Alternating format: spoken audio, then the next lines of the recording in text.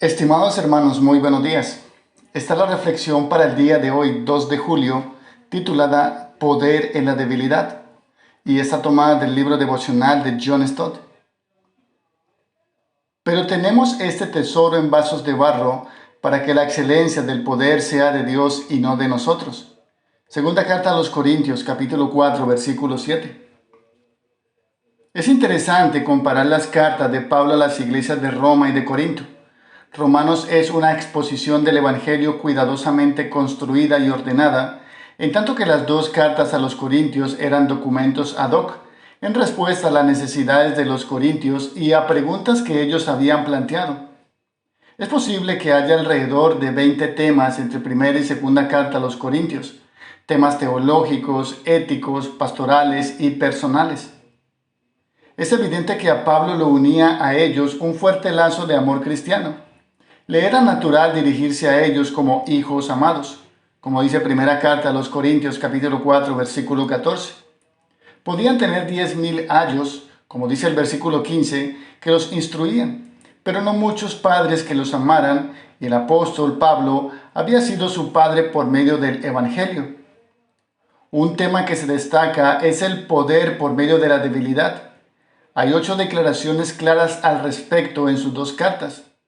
La ambición de poder ha sido una característica de la historia desde que Adán y Eva recibieron la oferta de poder a cambio de la desobediencia. Todavía hoy la búsqueda de dinero, fama e influencia es en el fondo una necesidad encubierta de poder.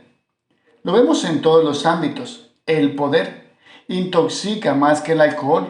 Es más adictivo que las drogas. Lord Acton, político británico del siglo XIX, compuso el epigrama: el poder tiende a corromper. El poder absoluto corrompe absolutamente. Este católico romano se opuso firmemente en 1870 a la decisión del primer concilio vaticano de atribuirle infalibilidad al Papa. Lo consideró como un poder capaz de corromper a la Iglesia. En los dos primeros capítulos de primera carta a los Corintios, Pablo da 3 ejemplos notables del poder en la debilidad. El poder divino por medio de la debilidad humana. Lo vemos en el Evangelio, porque la debilidad de la cruz es el poder redentor de Dios, como dice primera carta a los Corintios capítulo 1, del versículo 15 al 25.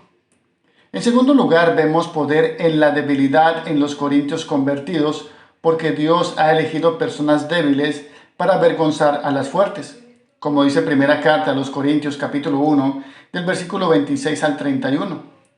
Y en tercer lugar, el apóstol Pablo, el evangelista, quien había llegado a Corinto con debilidad y mucho temor y temblor, pero también con demostración del Espíritu y de poder, como dice primera carta a los Corintios capítulo 2, del versículo 1 al versículo 5.